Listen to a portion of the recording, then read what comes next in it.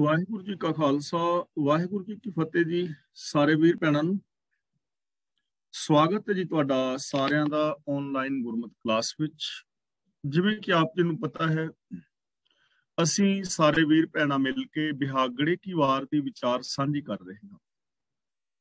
ਕੱਲ ਤੱਕ ਅਸੀਂ 3 ਪੌੜੀਆਂ ਦੀ ਵਿਚਾਰ ਸਾਂਝੀ ਕਰ ਚੁੱਕੇ ਹਾਂ।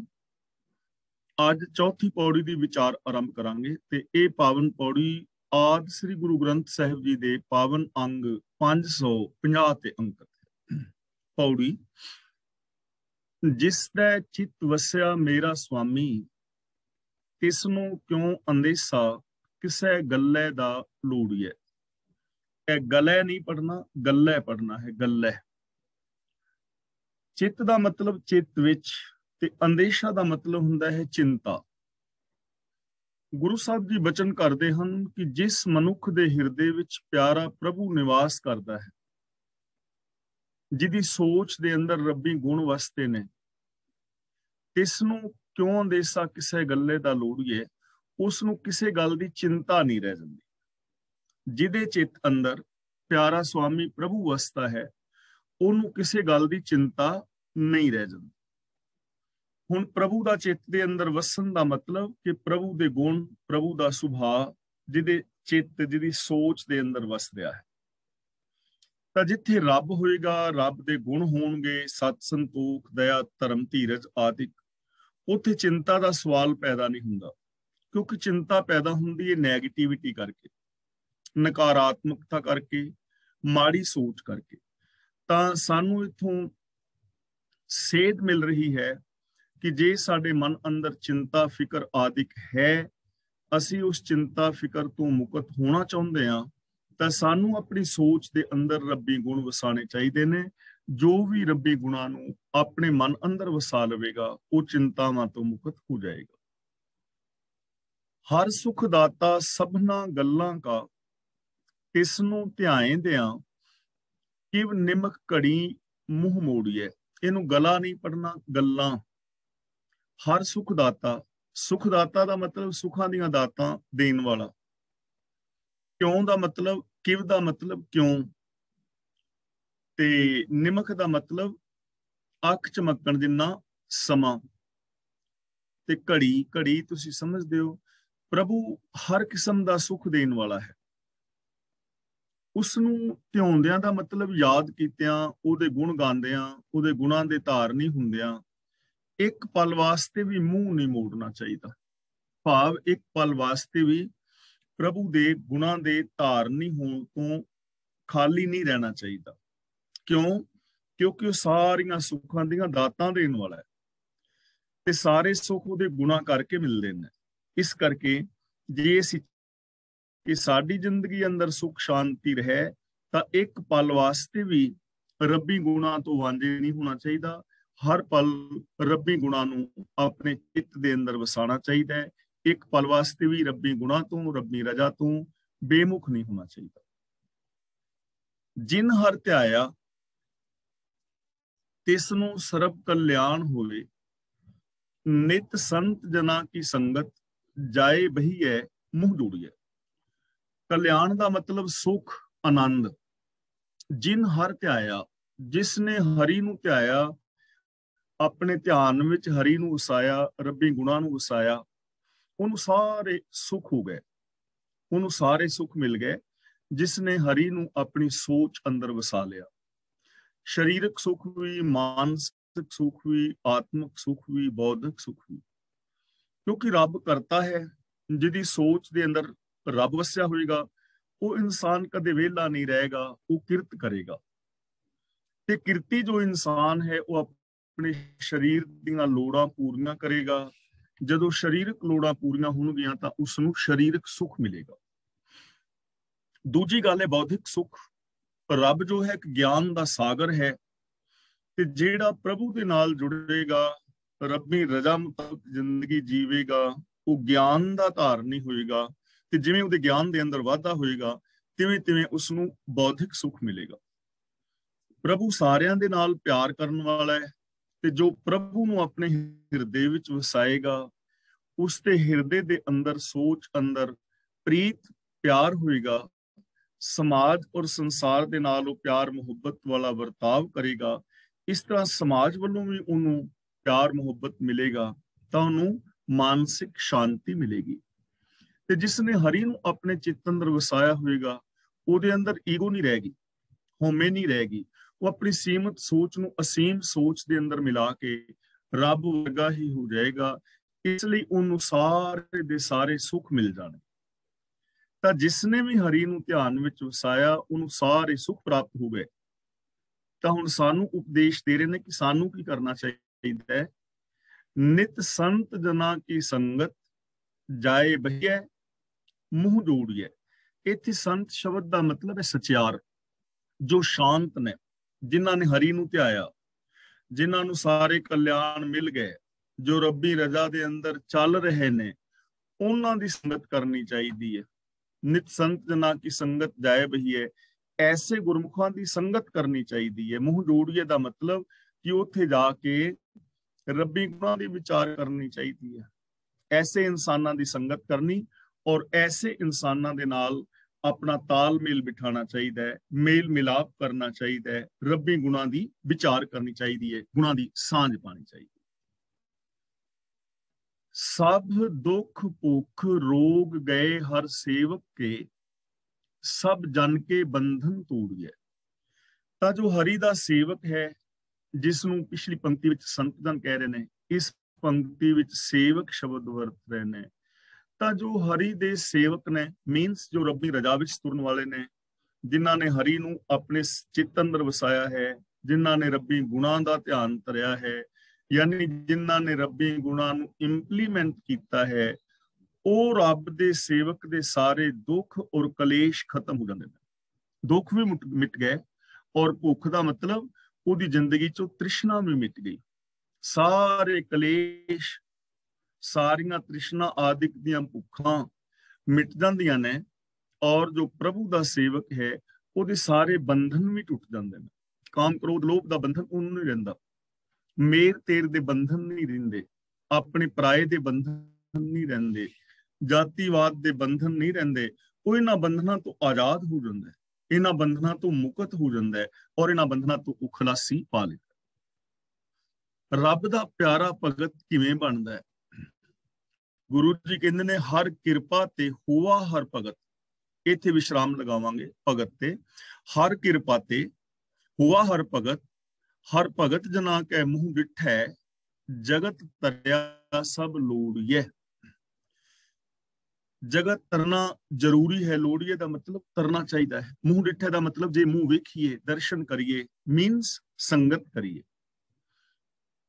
ਹਰੀ ਦਾ ਭਗਤ ਹਰੀ ਦੀ ਕਿਰਪਾ ਦੇ ਨਾਲ ਬਣਦਾ ਹੈ, ਭਾਵ ਕਿ ਉਹ ਰੱਬੀ ਕਿਰਪਾ ਦਾ ਪਾਤਰ ਬਣਦਾ ਹੈ, ਰੱਬੀ ਰਜ਼ਾ ਦੇ ਵਿੱਚ ਤੁਰਦਾ ਹੈ। ਤੇ ਜੋ ਰੱਬੀ ਰਹਿਮਤ ਦਾ ਪਾਤਰ ਬਣ ਜਾਂਦਾ ਹੈ, ਉਹ ਰੱਬ ਦਾ ਪਿਆਰਾ ਹੋ ਗਿਆ, ਰੱਬ ਦਾ ਭਗਤ ਹੋ ਗਿਆ। ਤੇ ਭਗਤ ਕਿਹਨੂੰ ਕਹਿੰਦੇ ਨੇ? ਇਸ ਬਾਰੇ ਤਾਂ ਬਾਰ-ਬਾਰ ਵਿਆਖਿਆ ਕਰਨ ਦੀ ਲੋੜ ਨਹੀਂ ਹੈ। ਜੋ ਰੱਬੀ ਗੁਣਾਂ ਦਾ ਧਾਰਨੀ ਹੈ, ਜੋ ਰੱਬੀ ਰਜ਼ਾ ਦੇ ਅੰਦਰ ਤੁਰ ਰਿਹਾ ਹੈ, ਰੱਬੀ ਰਹਿਮਤ ਦਾ ਪਾਤਰ ਬਣ ਕੇ ਉਹ ਰੱਬ ਦਾ ਭਗਤ ਹੋਇਆ ਹੈ। ਤੇ ਗੁਰੂ ਜੀ ਕਹਿੰਦੇ ਨੇ ਹਰ ਭਗਤ ਜਨਾ ਕੇ ਮੂੰਹ ਡਿਠੇ। ਮੂੰਹ ਡਿਠੇ ਦਾ ਮਤਲਬ ਦਰਸ਼ਨ ਕੀਤਿਆਂ, ਮੀਨਸ ਸੰਗਤ ਕੀਤਿਆਂ। ਤਾਂ ਜੋ ਵੀ ਉਹਨਾਂ ਦੀ ਸੰਗਤ ਵਿੱਚ ਰਹਿੰਦਾ ਹੈ, ਉਹ ਸੰਸਾਰ ਦਾ ਹਰ ਵਿਅਕਤੀ ਤਰ ਸਕਦਾ ਹੈ। ਜਗਤ ਤਰਿਆ ਸਭ ਲੋੜੀਏ, ਯਾਨੀ ਉਹਨਾਂ ਦੀ ਸੰਗਤ ਵਿੱਚ ਰਹਿ ਕੇ ਸਾਰਾ ਸੰਸਾਰ ਤਰ ਸਕਦਾ ਹੈ। ਜੇ ਉਹਨਾਂ ਦੀ ਸੰਗਤ ਕਰੇ, ਉਹਨਾਂ ਰਾਹਾਂ ਤੇ ਤੁਰੇ, ਉਹ ਵੀ ਰੱਬ ਦੇ ਪਿਆਰਿਆਂ ਦੀ ਤਰ੍ਹਾਂ ਰੱਬ ਦੀ ਰਹਿਮਤ ਦਾ ਜੇ ਕੋਈ ਪਾਤਰ ਬਣੇ, ਤਾਂ ਸਾਰਾ ਸੰਸਾਰ ਤਰ ਸਕਦਾ ਹੈ। ਸਾਰਾ ਸਮਾਜ ਇਹਨਾਂ ਵਿਕਾਰਾਂ ਤੋਂ ਮੁਕਤ ਹੋ ਸਕਦਾ ਹੈ। ਸਮਾਜ ਦਾ ਹਰ ਵਿਅਕਤੀ ਐਸਾ ਇਨਸਾਨ ਹੋ ਸਕਦਾ ਹੈ, ਕਿਉਂਕਿ ਜੇ ਇੱਕ ਹੋ ਸਕਦਾ ਤਾਂ ਦੂਜਾ ਵੀ ਹੋ ਸਕਦਾ ਹੈ। ਜਿਹੜਾ ਕੰਮ ਇੱਕ ਬੰਦਾ ਕਰ ਸਕਦਾ ਹੈ, ਦੂਜਾ ਬੰਦਾ ਵੀ ਕਰ ਸਕਦਾ ਹੈ। ਪੋਸੀਬਿਲਿਟੀ ਦੂਜੇ ਵਿੱਚ ਵੀ ਹੈ।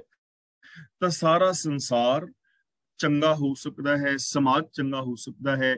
ਇਹ ਸੰਭਾਵਨਾ ਸਾਡੇ ਸਮਾਜ ਅੰਦਰ ਹੈ। ਤਾਂ ਸਾਨੂੰ ਇਸ ਪਾਸੇ ਟਰਾਈ ਕਰਨੀ ਚਾਹੀਦੀ ਹੈ ਕਿ ਅਸੀਂ ਆਪ ਵੀ ਰੱਬੀ ਗੁਣਾਂ ਦੇ ਧਾਰਨੀ ਹੋਈਏ ਔਰ ਦੂਜਿਆਂ ਲੋਕਾਂ ਨੂੰ ਵੀ ਪ੍ਰੇਰੀਏ ਕਿ ਪਿਆਰਿਓ ਐਸੀ ਜ਼ਿੰਦਗੀ ਜੀਵੀ ਜਾ ਸਕਦੀ ਹੈ। ਔਰ ਇਹ ਗੱਲ ਨੂੰ ਸਮਝੀਏ ਅਤੇ ਸਮਝਾਈਏ ਕਿ ਇਹ ਪੂਰੇ ਸਮਾਜ ਨੂੰ ਬਦਲਿਆ ਜਾ ਸਕਦਾ ਹੈ। ਜੇ ਬੰਦੇ ਬਦਲਣਾ ਚਾਹਣ ਖੁਦ, ਤਾਂ ਇਹ ਸਮਾਜ ਸੋਹਣਾ ਹੋ ਸਕਦਾ ਹੈ, ਚੰਗਾ ਹੋ ਸਕਦਾ ਹੈ। ਸ਼ਲੋਕ ਮਹਿਲਾ ਤੀਜਾ। ਸਾ ਰਸਨਾ ਜਲ ਜਾਓ ਜਿਨ ਹਰ ਕਾ ਸਵਾਉ ਨਾ ਪਾਇਆ। ਸਵਾਉ ਦਾ ਮਤਲਬ ਸਵਾਦ, ਰਸ। ਰਸਨਾ ਦਾ ਮਤਲਬ ਜੀਵ। ਜਿਸ ਜੀਵ ਨੇ ਹਰੀ ਦੇ ਗੁਣਾਂ ਦਾ ਸਵਾਦ ਨਹੀਂ ਚਖਿਆ, ਉਹ ਜੀਵ ਸੜ ਜਾਏ। ਸੜ ਜਾਏ ਦਾ ਮਤਲਬ ਕਿ ਉਹ ਜੀਵ ਨਿਕੰਮੀ ਹੈ, ਉਹ ਕਿਸੇ ਕੰਮ ਦੀ ਨਹੀਂ। ਅਸੀਂ ਆਮ ਕਹਿੰਦੇ ਆ ਨਾ, ਫਲਾਂ ਬੰਦਾ ਉਹ ਦਫਾ ਕਰ, ਅੱਗ ਲਾ ਪਰਾਂ, ਮਾਰ ਪਰੇ, ਸੁੱਟ ਪਰੇ, ਇਹ ਸ਼ਬਦ ਵਰਤਦੇ ਆ। ਜਲ ਜਾਓ, ਸੜ ਪਰਾਂ, ਸੜ ਮਰ, ਯਾਨੀ ਉਹ ਰਸਨਾ ਬੇਕਾਰ ਹੈ, ਵਿਅਰਥ ਹੈ। ਉਹ ਜੀਵ ਵੀ ਸੜ ਜਾਏ ਜਿਹੜੀ ਜੀਵ ਨੇ ਰੱਬੀ ਗੁਣਾਂ ਦਾ ਰਸ ਨਹੀਂ ਮਾਣਿਆ। ਤਾਂ ਇਹਦਾ ਮਤਲਬ ਜਿਹੜੀ ਜੀਵ ਰਸਨਾ ਗੁਣਾਂ ਦਾ ਉਚਾਰਨ ਨਹੀਂ ਕਰਦੀ, ਉਹ ਰਸਨਾ ਬੇਕਾਰ ਹੈ। ਭਾਵ ਕਿ ਉਸ ਮਨੁੱਖ ਦੀ ਜ਼ਿੰਦਗੀ ਬੇਕਾਰ ਅਤੇ ਵਿਅਰਥ ਹੈ ਜਿਹੜਾ ਮਨੁੱਖ ਜ਼ਬਾਨ ਦੇ ਨਾਲ ਰੱਬੀ ਗੁਣਾਂ ਦੀ ਗੱਲ ਨਹੀਂ ਕਰਦਾ। ਤਾਂ ਦੇਖੋ ਕਿੰਨਾ ਸੌਖਾ ਸਾਧਨ ਹੈ ਕਿ ਜੇ ਅਸੀਂ ਸਿਰਫ ਜ਼ਬਾਨ ਤੇ ਕੰਟਰੋਲ ਕਰ ਲੈ ਬੰਦਾ, ਔਰ ਜ਼ਬਾਨ ਦੇ ਨਾਲ ਪੋਜ਼ਿਟਿਵ ਬੋਲ ਬੋਲੇ, ਸਕਾਰਾਤਮਕ ਬੋਲ ਬੋਲੇ, ਗੁਣਾਂ ਦੀ ਗੱਲ ਕਰੇ, ਔਗੁਣਾਂ ਦੀ ਗੱਲ ਹੀ ਨਾ ਕਰੇ, ਅਵਗੁਣਾਂ ਦੀ ਗੱਲ ਹੀ ਨਾ ਕਰੇ, ਨੈਗੇਟਿਵ ਬੋਲ ਬੋਲੇ ਹੀ ਨਾ, ਪਾਪ ਅਪਰਾਧ ਵਾਲੇ ਬੋਲ ਨਾ ਬੋਲੇ, ਕਿਸੇ ਦੀ ਚੁਗਲੀ ਨਾ ਕਰੇ, ਕਿਸੇ ਦੀ ਨਿੰਦਿਆ ਨਾ ਕਰੇ, ਬਦਖੋਈ ਨਾ ਕਰੇ, ਝੂਠ ਨਾ ਬੋਲੇ, ਤਾਂ ਸਮਾਜ ਦਾ ਸਾਰਾ ਸੁਰਗ ਬਣ ਜਾਏਗਾ। ਸਾਡੀ ਜ਼ਬਾਨ ਤੇ ਡਿਪੈਂਡ ਕਰਦਾ ਨਾ, ਚਾਹੇ ਸਾਡਾ ਘਰ ਹੈ, ਸਾਡਾ ਪਰਿਵਾਰ ਹੈ, ਜਾਂ ਸਮਾਜ ਹੈ, ਜਾਂ ਸਾਡੀ ਜ਼ਿੰਦਗੀ ਹੈ, ਤਾਂ ਸਾਡੀ ਜ਼ਬਾਨ ਦੇ ਉੱਤੇ ਕਿੰਨਾ ਕੁਝ ਡਿਪੈਂਡ ਕਰ ਰਿਹਾ ਹੈ। ਹਾਲਾਂਕਿ ਜ਼ਬਾਨ ਨੇ ਉਹ ਚੀਜ਼ ਬੋਲਣੀ ਹੈ ਜੋ ਅੰਦਰ ਹੈ, ਤੇ ਜੇ ਅਸੀਂ ਜ਼ਬਾਨ ਦੇ ਨਾਲ ਸਿਰਫ ਸੱਚ ਬੋਲੀਏ, ਪਿਆਰ ਵਾਲੇ ਬੋਲ ਬੋਲੀਏ, ਦੂਜੇ ਬੋਲ ਹੀ ਨਾ ਬੋਲੋ, ਜਿਹੜਾ ਕੰਮ ਨਹੀਂ ਕਰਨਾ ਉਹ ਗੱਲ ਹੀ ਨਾ ਕਰੋ। ਆਮ ਪੰਜਾਬੀ ਦੀ ਕਹਾਵਤ ਹੈ ਕਿ ਜਿਸ ਪਿੰਡ ਨਹੀਂ ਜਾਣਾ ਉਹਦਾ ਰਾਹ ਕਿਉਂ ਪੁੱਛਣਾ। ਤਾਂ ਗੁਰੂ ਜੀ ਕਹਿੰਦੇ ਨੇ ਉਹ ਰਸਨਾ ਸੜ ਜਾਏ, ਉਹ ਰਸਨਾ ਨਿਕੰਮੀ ਹੈ ਜਿਨਨੇ ਹਰੀ ਦੇ ਗੁਣਾਂ ਦਾ ਰਸ ਨਹੀਂ ਮਾਣਿਆ। ਤਾਂ ਅਸੀਂ ਆਪਣੀ ਜ਼ਿੰਦਗੀ ਨੂੰ ਰਸਮਈ ਬਣਾ ਸਕਦੇ ਹਾਂ ਜੇ ਅਸੀਂ ਆਪਣੀ ਜ਼ਬਾਨ ਦੇ ਉੱਤੇ ਕੰਟਰੋਲ ਕਰੀਏ। ਔਰ ਅਸੀਂ ਆਪਣੀ ਜ਼ਿੰਦਗੀ ਨੂੰ ਬੇਰਸੀ ਬਣਾਇਆ ਹੋਇਆ ਹੈ ਸਿਰਫ ਆਪਣੀ ਭੈੜੀ ਜ਼ਬਾਨ ਕਰਕੇ। ਨਾਨਕ ਰਸਨਾ ਸ਼ਬਦ ਰਸਾਏ ਜਿਨ ਹਰ ਹਰ ਮਨ ਵਸਾਇਆ। ਰਸਾਏ ਦਾ ਮਤਲਬ ਰਸ ਜਾਂਦੀ ਹੈ, ਭਿੱਜ ਜਾਂਦੀ ਹੈ। ਜਿਨ ਦਾ ਮਤਲਬ ਜਿਸ ਜੀਵ ਨੇ, ਉਹ ਜੀਵ ਗੁਰੂ ਦੇ ਸ਼ਬਦ ਵਿੱਚ ਰਸ ਜਾਂਦੀ ਹੈ ਜਿਸ ਨੇ ਪ੍ਰਭੂ ਨੂੰ ਆਪਣੇ ਮਨ ਵਿੱਚ ਵਸਾਇਆ ਹੈ। ਹੁਣ ਦੇਖੋ ਗੱਲ ਆ ਗਈ ਨਾ ਉੱਥੇ ਕਿ ਜੀਵ ਨੇ ਉਹ ਬੋਲਣਾ ਜੋ ਅੰਦਰ ਹੈ, ਤੇ ਜੇ ਸਾਡੇ ਮਨ ਦੇ ਅੰਦਰ ਸੱਚ ਹੋਏਗਾ, ਮਨ ਅੰਦਰ ਸੱਚ ਹੋਏਗਾ, ਤਾਂ ਜੀਵ ਤਾਂ ਸੱਚ ਬੋਲੇਗੀ, ਫਿਰ ਜੀਵ ਉਸ ਸੱਚ ਦੇ ਅੰਦਰ ਰਸ ਜਾਏਗੀ। ਇਸ ਲਈ ਜੇ ਅਸੀਂ ਚਾਹੁੰਦੇ ਹਾਂ ਕਿ ਸਾਡੀ ਜ਼ਬਾਨ ਤੋਂ ਚੰਗੇ ਪਿਆਰੇ ਬੋਲ ਨਿਕਲਣ, ਤਾਂ ਇਹ ਚੀਜ਼ਾਂ ਸਾਨੂੰ ਆਪਣੀ ਮੈਂਟੈਲਿਟੀ, ਮਾਨਸਿਕਤਾ, ਸੋਚ ਦੇ ਅੰਦਰ ਵਸਾਉਣੀਆਂ ਚਾਹੀਦੀਆਂ ਨੇ।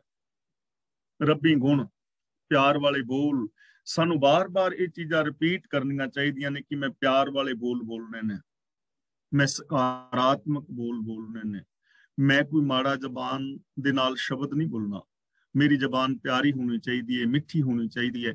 ਮੈਂ ਉਹ ਬੋਲ ਬੋਲਾਂਗਾ ਹਮੇਸ਼ਾ ਜਿਸ ਨਾਲ ਮੈਨੂੰ ਵੀ ਖੁਸ਼ੀ ਮਿਲੇ। ਮੈਂ ਉਹ ਬੋਲ ਬੋਲਾਂਗਾ ਹਮੇਸ਼ਾ ਜਿਸ ਨਾਲ ਕਿਸੇ ਦੂਜੇ ਨੂੰ ਵੀ ਖੁਸ਼ੀ ਮਿਲੇ, ਜਿਹਦੇ ਨਾਲ ਮੇਰੇ ਅੰਦਰ ਵੀ ਸਕਾਰਾਤਮਕਤਾ ਆਵੇ, ਦੂਜੇ ਦੇ ਅੰਦਰ ਵੀ ਸਕਾਰਾਤਮਕਤਾ ਆਵੇ, ਮੈਂ ਆਪ ਵੀ ਪੋਜ਼ਿਟਿਵ ਰਹਾਂ, ਔਰ ਜੋ ਮੇਰੇ ਬੋਲਾਂ ਨੂੰ ਸੁਣੇ ਉਹਦੇ ਅੰਦਰ ਵੀ ਵਿਲ ਪਾਵਰ ਪੈਦਾ ਹੋਵੇ, ਉਹਦੇ ਅੰਦਰ ਵੀ ਪੋਜ਼ਿਟਿਵਿਟੀ ਆਵੇ, ਉਹਦੇ ਅੰਦਰ ਵੀ ਕੁਝ ਚੰਗਾ ਕਰਨ ਵਾਸਤੇ ਉਤਸ਼ਾਹ ਜਾਗੇ। ਤਾਂ ਸਾਡੇ ਬੋਲ ਐਸੇ ਪਿਆਰੇ ਔਰ ਸਕਾਰਾਤਮਕ ਹੋਣੇ ਚਾਹੀਦੇ ਨੇ ਜਿਨ੍ਹਾਂ ਬੋਲਾਂ ਨੂੰ ਸੁਣ ਕੇ ਕਿਸੇ ਦੇ ਚਿਹਰੇ ਦੇ ਉੱਤੇ ਮੁਸਕਾਨ ਆ ਜਾਏ, ਕਿਸੇ ਦੇ ਚਿਹਰੇ ਦੇ ਉੱਤੇ ਖੁਸ਼ੀ ਆ ਜਾਏ। ਸਾਡੇ ਬੋਲ ਕਿਸੇ ਦੇ ਹੰਝੂਆਂ ਦਾ ਕਾਰਨ ਨਹੀਂ ਬਣਨੇ ਚਾਹੀਦੇ, ਸਾਡੇ ਬੋਲ ਕਿਸੇ ਦੀ ਖੁਸ਼ੀ ਦਾ ਕਾਰਨ ਬਣਨੇ ਚਾਹੀਦੇ ਨੇ। ਤਾਂ ਗੁਰੂ ਜੀ ਕਹਿੰਦੇ ਨੇ ਜਿਸ ਨੇ ਆਪਣੇ ਮਨ ਦੇ ਅੰਦਰ ਹਰੀ ਨੂੰ ਵਸਾਇਆ ਹੈ, ਰੱਬੀ ਗੁਣਾਂ ਨੂੰ ਵਸਾਇਆ ਹੈ, ਉਹਨਾਂ ਦੀ ਜੋ ਰਸਨਾ ਹੈ ਉਹ ਸ਼ਬਦ ਦੇ ਅੰਦਰ, ਸ਼ਬਦ ਦੇ ਵਿੱਚ ਬੋਲਾਂ ਹੈ, ਚੰਗੇ ਸ਼ੁਭ ਬੋਲਾਂ ਦੇ ਅੰਦਰ ਰਸ ਜਾਂਦੀ ਹੈ, ਭਿੱਜ ਜਾਂਦੀ ਹੈ। ਮਹਿਲਾ ਤੀਜਾ। ਸਾ ਰਸਨਾ ਜਲ ਜਾਓ ਜਿਨ ਹਰ ਕਾ ਨਾਉ ਵਿਸਾਰਿਆ। ਨਾਉ ਦਾ ਮਤਲਬ ਨਾਮ, ਨਾਮ ਦਾ ਮਤਲਬ ਹੁਕਮ। ਉਹ ਰਸਨਾ, ਉਹ ਜੀਵ ਸੜ ਜਾਏ ਜਿਸ ਨੇ ਰੱਬੀ ਹੁਕਮ ਨੂੰ ਵਿਸਾਰ ਦਿੱਤਾ ਹੈ। जो रब्बी हुक्म दी नहीं गल करदी, जिहड़ी जीव रब्बी हुक्म तो बाहर गल करदी कि रब दे हुक्म तो बाहर भी कुछ हो सकता है, सड़ जानी चाहिए वो जीव। जिवें आम ਅਸੀਂ देख रहे हैं कि फलां बाबे ने जी करामात कर दी, फलां बाबे ने जी लंगर ਵਧਾ ਦਿੱਤਾ, थोड़ा ਜਿਹਾ लंगर सी 5-4 प्रशादे, तब दे उत्ते कपड़ा बाबा जी कहन लगे पा दिओ ते वरताई जो वरताई गए, शाम तक वो 4 प्रशादे ही नहीं वरते, आप ही बनते गए। तो ये झूठ ही है ना, रब्बी हुक्म तो उलट है। ऐसा कुछ हो नहीं सकता जिवें करामातां ने जां ज्योतिष वगैरह अखौती जिहड़े तुरे फिरदे ने, करामातां जां भूत प्रेत जां जंतर मंतर जां होर कर्म कांडां दीयां जिहड़ियां गल्लां करनियां ने, जो हुक्म तो बाहर ने, जो रब्बी रजा तो बाहर दीयां गल्लां करदियां ने, तां ਉਹ कर्म बेकार ने, व्यर्थ ने। ऐसियां गल्लां नहीं करनियां चाहिदियां। बेकार है ਉਹ ਜ਼ਬਾਨ ਜਿਹੜੀ ਰੱਬੀ ਹੁਕਮ ਤੋਂ ਬਾਹਰ ਕੋਈ ਗੱਲ ਕਰਦੀ। ਅਸਲ ਦੇ ਵਿੱਚ ਸਾਨੂੰ ਗੱਲ ਤਾਂ ਇਹ ਕਰਨੀ ਚਾਹੀਦੀ ਹੈ, ਹੁਕਮੇ ਅੰਦਰ ਸਭ ਕੋ ਬਾਹਰ ਹੁਕਮ ਨਾ ਕੋਏ, कि रब्बी हुक्म तो बाहर कोई भी नहीं है। कोई भी ਦਾ ਮਤਲਬ कोई भी, पूरी दुनिया, एक निक्की जे किणके तो लैके पूरे ਵੱਡਾ सारा ब्रह्मांड ਜਿਹੜਾ है, ਇਹ ਹੁਕਮ ਰਜ਼ਾ ਤੋਂ ਬਾਹਰ नहीं है। ਤਾਂ ਰੱਬੀ ਹੁਕਮ ਦੀ ਗੱਲ ਕਰਨੀ ਚਾਹੀਦੀ ਹੈ, ਹੁਕਮ ਵਿੱਚ ਤੁਰਨਾ ਚਾਹੀਦਾ ਹੈ। ਤੇ ਜਿਹੜੀ ਜ਼ਬਾਨ ਰੱਬੀ ਹੁਕਮ ਤੋਂ ਉਲਟ ਕੁਛ ਕਹਿੰਦੀ ਹੈ, ਕਰਦੀ ਹੈ, ਉਹ ਜ਼ਬਾਨ ਸੜਨ ਯੋਗ ਹੈ, ਸੜ ਜਾਣੀ ਚਾਹੀਦੀ ਹੈ। ਭਾਵ ਉਹ ਜ਼ਬਾਨ ਬੇਕਾਰ ਔਰ ਵਿਅਰਥ ਹੈ। ਨਾਨਕ ਗੁਰਮੁਖ ਰਸਨਾ ਹਰ ਜਪੈ, ਹਰ ਕੈ ਨਾਏ ਪਿਆਰਿਆ।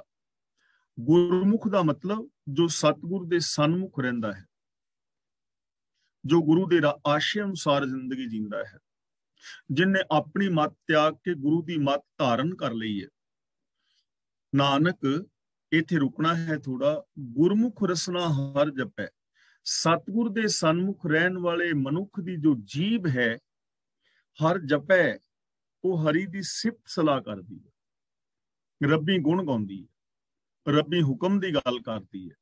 ਹਰ ਕੈ ਨਾਏ ਪਿਆਰਿਆ, ਨਾਏ ਦਾ ਮਤਲਬ ਹੁਕਮ, ਪਿਆਰਿਆ ਦਾ ਮਤਲਬ ਪਿਆਰ ਵਾਲੀ, ਪਿਆਰ ਕਰਦੀ ਹੈ।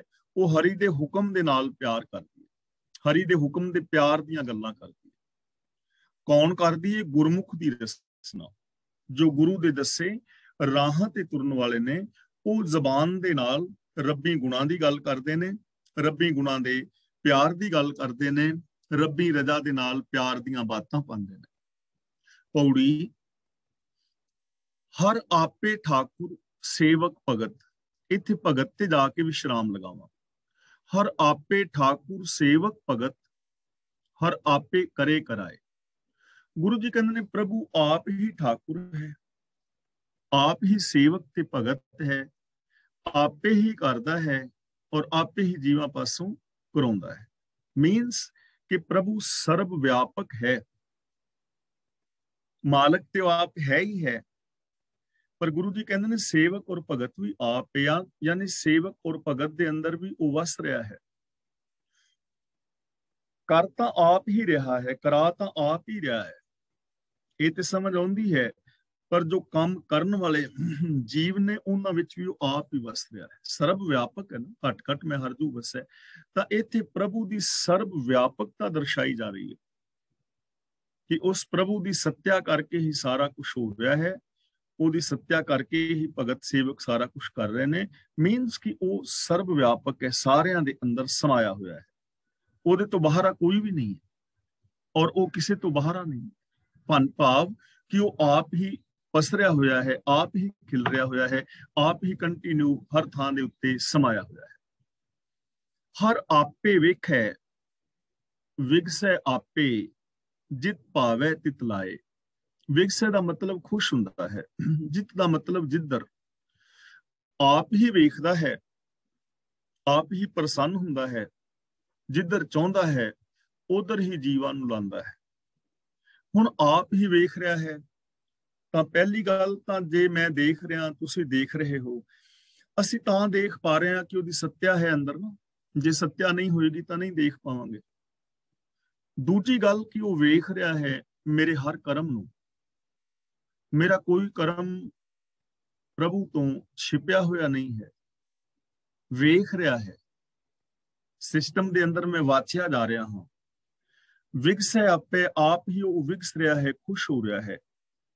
ਔਰ ਜਿੱਧਰ ਉਹ ਪ੍ਰੇਰਦਾ ਹੈ, ਜਿਵੇਂ ਉਹਦਾ ਭਾਣਾ ਹੈ, ਉਧਰ ਹੀ ਜੀਵਾਂ ਨੂੰ ਲਗਾਉਂਦਾ ਹੈ। ਭਾਵ ਕਿ ਜੋ ਜੀਵ ਨੇ ਉਹਦੀ ਰਜਾ ਭਾਣੇ ਤੋਂ ਬਾਹਰ ਕੁਝ ਨਹੀਂ ਕਰ ਸਕਦੇ। ਆਪ ਵੇਖਦਾ ਹੈ, ਆਪ ਵਿਗਸਦਾ ਹੈ।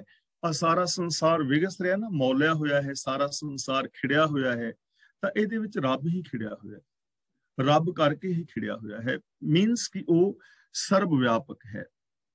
ਹਰ ਇੱਕ ਨਾ ਮਾਰਗ ਪਾਏ ਆਪੇ, ਹਰ ਇੱਕ ਨਾ ਉਜੜ ਪਾਏ। ਉਜੜ ਦਾ ਮਤਲਬ ਕੁਰਾਹੇ, ਮਾਰਗ ਦਾ ਮਤਲਬ ਰਾਸਤੇ ਤੇ।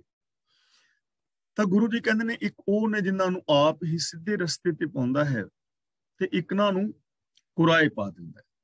ਹੁਣ ਇਹ ਚੀਜ਼ ਸਮਝਣ ਵਾਲੀ ਹੈ। ਜੇ ਕੁਰਾਹੇ ਰੱਬ ਨੇ ਪਾਇਆ ਜਿਵੇਂ ਅਸੀਂ ਸਮਝਦੇ ਹਾਂ, ਤਾਂ ਫਿਰ ਤਾਂ ਦੋਸ਼ੀ ਰੱਬ ਹੈ। ਹੁਣ ਤੁਸੀਂ ਮੈਨੂੰ ਕਹੋ ਕਿ ਇੱਥੋਂ ਗਿਆਨੀ ਜੀ ਇਹ ਚੀਜ਼ ਚੋਰੀ ਚੁੱਕ ਲਓ, ਆਪ ਹੀ ਮੈਨੂੰ ਕਹਿ ਕੇ ਚੋਰੀ ਕਰਾਓ, ਤੇ ਆਪ ਹੀ ਜਿਹਦੀ ਚੋਰੀ ਕੀਤੀ ਹੈ ਉਹਨੂੰ ਕਹੋ ਕਿ ਤੇਰੀ ਚੋਰੀ ਮੋਹਰ ਸਿੰਘ ਨੇ ਕੀਤੀ ਹੈ, ਤੇ ਆਪ ਹੀ ਉਹਨੂੰ ਕਹਿ ਦਿਓ ਕਿ ਇਹਨੂੰ ਥਾਣੇ ਫਸਾ ਦੇ, ਤਾਂ ਦੋਸ਼ ਕਿਹਦਾ ਹੋਇਆ? ਹਾਲਾਂਕਿ ਮੈਂ ਦੋਸ਼ੀ ਹਾਂ, ਮੈਨੂੰ ਨਹੀਂ ਕਰਨੀ ਚਾਹੀਦੀ, ਪਰ ਮੈਂ ਤੁਹਾਡਾ ਹੁਕਮ ਮੰਨ ਰਿਹਾ, ਤੁਸੀਂ ਕਰਾ ਰਹੇ ਹੋ। ਜੇ ਅਸੀਂ ਰੱਬ ਦੇ ਉੱਤੇ ਦੋਸ਼ ਲਾਈਏ ਤਾਂ ਫਿਰ ਤਾਂ ਦੋਸ਼ੀ ਰੱਬ ਹੋਇਆ ਨਾ। ਇੱਥੇ ਗੱਲ ਹੁਕਮ ਦੀ ਹੈ। ਜਿਵੇਂ ਤੁਸੀਂ ਸਿਸਟਮ ਨੂੰ ਫੋਲੋ ਕਰੋਗੇ ਉਵੇਂ ਦੇ ਬਣ ਜਾਓ। ਜਿਵੇਂ ਮਿਸਾਲ ਵਜੋਂ ਸਿਰਫ ਇੱਕ ਮਿਸਾਲ ਲੈ ਰਿਹਾ, ਜੇ ਮਿਸਾਲ ਨੂੰ ਪ੍ਰਮਾਣ ਵਾਸਤੇ ਜਿਹੜੀ ਚੀਜ਼ ਲਈ ਜਾਂਦੀ ਹੈ, ਜੇ ਉਹਦਾ ਵਿਸ਼ਲੇਸ਼ਣ ਕਰਨ ਲੱਗ ਜਾਓ ਤੇ ਫਿਰ ਖਿੱਦੂ ਫੂਲਿਆਂ ਲੀਰਾਂ ਨਿਕਲਦੀਆਂ ਨੇ, ਕੁਛ ਨਹੀਂ ਨਿਕਲਦਾ। ਇੱਕ ਚੀਜ਼ ਨੂੰ ਸਮਝਣਾ ਹੁੰਦਾ, ਇੱਕ ਪੱਖ ਨੂੰ। ਜਿਵੇਂ ਹੁਣ ਬਿਜਲੀ ਹੈ, ਤਾਂ ਸਾਡੇ ਘਰਾਂ ਦੇ ਅੰਦਰ ਸਾਰੀਆਂ ਤਾਰਾਂ ਵਿੱਚ ਬਿਜਲੀ ਹੈ, ਬਿਜਲੀ ਚਲਾ ਰਹੀ ਹੈ, ਫ੍ਰਿਜ ਵੀ ਚਲਾ ਰਹੀ ਹੈ, ਹੀਟਰ ਵੀ ਚਲਾ ਰਹੀ ਹੈ। ਇੱਕੋ ਥਾਂ ਤੇ ਬਿਜਲੀ ਜਿਹੜੀ ਹੈ ਉਹਦੇ ਨਾਲ ਅਸੀਂ ਫ੍ਰਿਜ ਚਲਾ ਕੇ ਤੇ ਪਾਣੀ ਆਦਿਕ ਨੂੰ ਜਮਾ ਰਹੇ ਹਾਂ, ਬਰਫ਼ ਬਣਾ ਰਹੇ ਹਾਂ। ਦੂਜੇ ਥਾਂ ਤੇ ਬਿਜਲੀ ਨੂੰ ਵਰਤ ਕੇ ਅੱਗ ਬਾਲੀ ਜਾ ਰਹੀ ਹੈ। ਤੀਜੇ ਥਾਂ ਤੇ ਬਿਜਲੀ ਨੂੰ ਵਰਤ ਕੇ ਆਰੇ ਦੇ ਨਾਲ ਕੋਈ ਲੱਕੜ ਆਦਿਕ ਚੀਰੀ ਜਾ ਰਹੀ ਹੈ। ਯਾਨੀ ਕਿੰਨੇ ਥਾਵਾਂ ਤੇ ਬਿਜਲੀ ਕਿੰਨੇ ਢੰਗਾਂ ਦੇ ਨਾਲ ਵਰਤੀ ਜਾ ਰਹੀ ਹੈ ਨਾ। ਹੁਣ ਡਿਪੈਂਡ ਕਰਦਾ ਹੈ ਕਿ ਉਹਨੂੰ ਕਿਸ ਰੂਪ ਵਿੱਚ ਤੁਸੀਂ ਵਰਤੋਗੇ। ਤਾਂ ਇਹ ਸੰਸਾਰ ਇੱਕ ਰਾਸਤਾ ਹੈ। ਇੱਥੇ ਹੁਣ ਤੁਹਾਡੀ ਮਰਜ਼ੀ ਹੈ ਹੁਕਮ ਦੇ ਅੰਦਰ ਕਿ ਚੰਗੇ ਕਰਮ ਕਰੋਗੇ ਜਾਂ ਮਾੜੇ ਕਰੋਗੇ। ਜੇ ਮਾੜੇ ਰਾਸਤੇ ਤੇ ਪੈ ਜਾਓਗੇ, ਸਿਸਟਮ ਨੂੰ ਅਪਣਾਓਗੇ ਤਾਂ ਮਾੜੇ ਬਣ ਜਾਓਗੇ। ਜੇ ਗੁਣਾਂ ਦੇ ਨਾਲ ਜੁੜੋਗੇ ਤੇ ਗੁਣੀ ਬਣ ਜਾਓਗੇ। ਹੋਣਾ ਇਹ ਸਾਰਾ ਕੁਝ ਰੱਬੀ ਰਜ਼ਾ ਦੇ ਵਿੱਚ ਹੈ, ਹੁਕਮ ਦੇ ਅੰਦਰ ਹੈ, ਸਿਸਟਮ ਤੋਂ ਬਾਹਰ ਨਹੀਂ ਹੈ। ਤਾਂ ਕਈਆਂ ਨੂੰ ਉਹ ਸਿੱਧੇ ਰਾਸਤੇ ਤੇ ਪਾ ਦਿੰਦਾ ਆਪਣੇ ਹੁਕਮ ਵਿੱਚ, ਔਰ ਕਈ ਉਹਦੇ ਹੁਕਮ ਦੇ ਅੰਦਰ ਹੀ ਉਜੜ ਦੇ ਅੰਦਰ ਪਏ ਨੇ, ਕੁਰਾਏ ਪਏ ਹੋਏ ਨੇ। ਹਰ ਸੱਚਾ ਸਾਹਿਬ ਸੱਚ ਤਪਾਵਸ ਕਰ ਵੇਖੈ ਚਲਤ ਸਵਾਏ। ਚਲਤ ਦਾ ਮਤਲਬ ਖੇਲ, ਸਾਰੇ ਤਮਾਸ਼ੇ, ਕੌਤਕ। ਤਪਾਵਸ ਦਾ ਮਤਲਬ ਨਿਆਂ। ਤਾਂ ਗੁਰੂ ਜੀ ਕਹਿੰਦੇ ਨੇ ਹਰੀ ਸੱਚਾ ਮਾਲਕ ਹੈ, ਅਭੁੱਲ ਹੈ, ਸੱਚ ਤਪਾਵਸ, ਉਹਦਾ ਨਿਆਂ ਵੀ ਸੱਚ ਹੈ। ਉਹਦੇ ਨਿਆਂ ਦੇ ਅੰਦਰ ਵੀ ਕੋਈ ਉਕਾਈ ਨਹੀਂ ਹੈ। ਉਹ ਆਪ ਹੀ ਸਾਰੇ ਤਮਾਸ਼ੇ ਕਰਕੇ ਵੇਖ ਰਿਹਾ ਹੈ। ਕਰ ਵੇਖੈ ਚਲਤ ਸਵਾਏ, ਸਵਾਏ ਦਾ ਮਤਲਬ ਸਾਰੇ, ਚਲਤ ਦਾ ਮਤਲਬ ਜਿੰਨੇ ਵੀ ਤਮਾਸ਼ੇ ਨੇ, ਇਹ ਸਾਰੇ ਸੰਸਾਰ ਖੇਲ ਨੂੰ ਆਪ ਹੀ ਕਰਕੇ ਵੇਖ ਰਿਹਾ ਹੈ। ਆਪ ਵੀ ਸੱਚਾ ਹੈ ਤੇ ਉਹਦਾ ਨਿਆਂ ਵੀ ਸੱਚਾ ਹੈ। ਮਤਲਬ ਉਹਦੇ ਨਿਆਂ ਦੇ ਅੰਦਰ ਕੋਈ ਉਕਾਈ ਨਹੀਂ ਹੈ। ਜੋ ਵੀ ਸਾਡੀ ਜ਼ਿੰਦਗੀ ਵਿੱਚ ਸੁੱਖ ਔਰ ਦੁੱਖ ਆ ਰਿਹਾ ਹੈ, ਉਹ ਸਾਡੇ ਕਰਮਾਂ ਦਾ ਫਲ ਹੈ।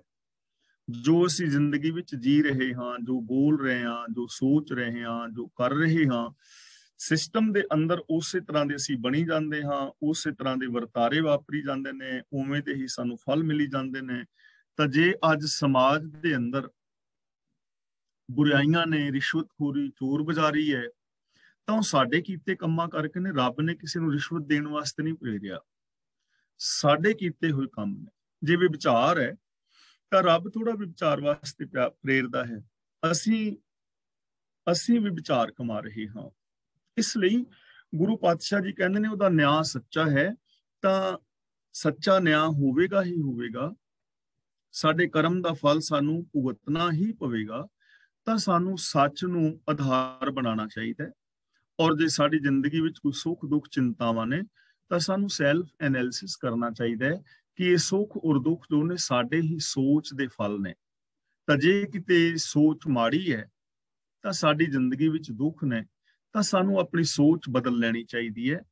ਫਿਰ ਸਾਡੇ ਜਿਹੜੇ ਦੁੱਖ ਨੇ ਉਹ ਖਤਮ ਹੋ ਸਕਦੇ ਨੇ। ਗੁਰ ਪ੍ਰਸਾਦ ਕਹੇ ਜਨ ਨਾਨਕ, ਹਰ ਸੱਚੇ ਕੇ ਗੁਣ ਗਾਏ।